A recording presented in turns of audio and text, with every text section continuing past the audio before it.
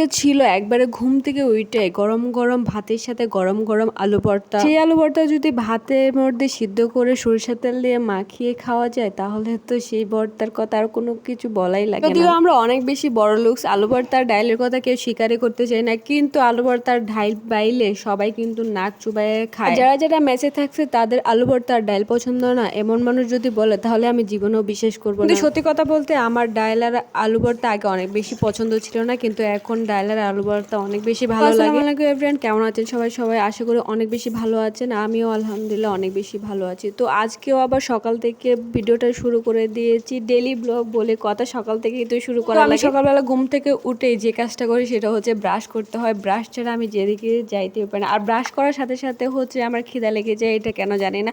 আর যদি ব্রাশ না করি তাহলে অনেকক্ষণ পর্যন্ত আমি না খেয়েই থাকতে পারি। তো প্রথমে আমি ঘুম থেকে উঠে ব্রাশ টাশ করে ফ্রেশ ট্রেশ হয়ে হচ্ছে আমি কয়েকটা চাল ধুয়ে দিলাম। এবার হচ্ছে চালের মধ্যে কয়েকটা আলু কেটে দিয়ে দেবো। আলুটা ভালো করে ধুয়ে ভাতের মধ্যে দিয়ে দেবো। ভাতের মধ্যে আলু দিয়ে ভর্তা খেতে কিন্তু আসলে ভালো লাগে, কারণ হচ্ছে এটা একবারে শুকনা শুকনা থাকে এবং আলুটাও ভালো করে সিদ্ধ হয়ে যায়। আর ওদিকে হচ্ছে আমি ভাতের মধ্যে আলু দিয়ে চুলায় বসিয়ে দিয়েছি। আর হচ্ছে আমার মোটামুটি ভালো একটা খিদা লেগে গেছে।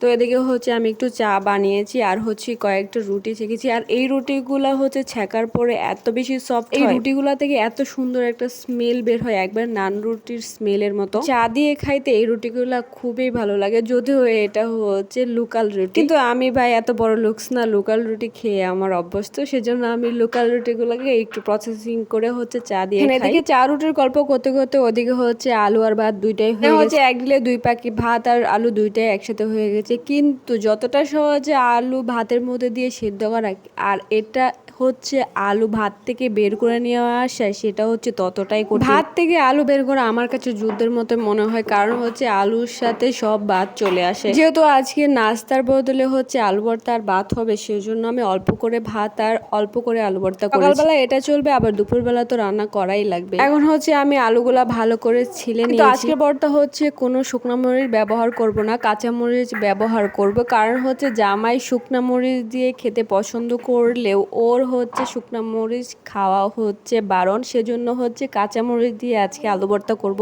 কিন্তু ভাবছেন যে কাঁচা মরিচ দিয়ে আলু ভর্তা করলে এতটা ভালো লাগে না, কিন্তু কাঁচা মরিচ দিয়ে আলু ভর্তা করলে এতটাও খারাপ লাগে না, ভালোই লাগে কিন্তু খাইতে। এবার হচ্ছে আমি কাঁচা মরিচ, পেঁয়াজ, একটু লবণ দিয়ে ভালো করে কষলিয়ে এবং হচ্ছে আলুগুলোকে ভালোভাবে ম্যাশ করে নিয়েছি। অনেকক্ষণ পর্যন্ত ম্যাশ করে নিয়ে একটা সফট হয়েছে আলু ভর্তাটা, দেখেন কতটা সুন্দর লাগছে। তো এরকম হচ্ছে আলু ভর্তার একটা গুলা দিয়ে এক প্লেট ভাত এমনিতেই খাওয়া যায়। তো আমার আজকের ভিডিও এই পর্যন্ত, দেখা হবে নেক্সট ভিডিওতে। টাটা।